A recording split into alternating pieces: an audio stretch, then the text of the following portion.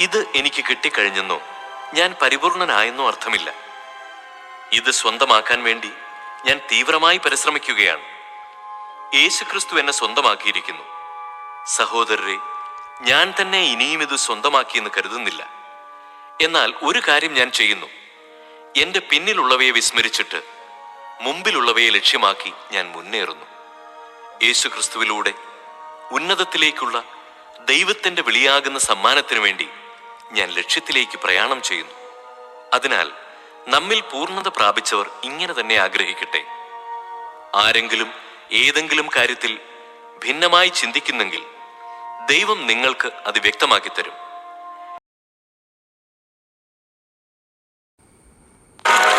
ഉന്നതത്തിൽ നിന്ന് വരുന്നവൻ എല്ലാവർക്കും ഉപരിയാണ്.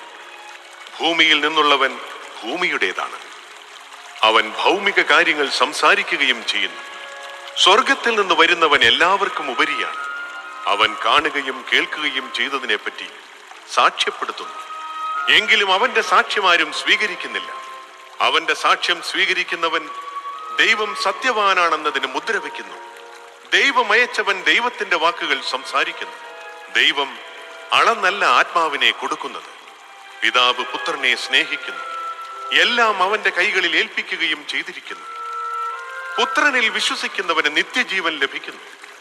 എന്നാൽ പുത്രനെ അനുസരിക്കാത്തവൻ ജീവൻ ദർശിക്കുകയില്ല. ദൈവകോപം അവന്റെ മേലുണ്ട്.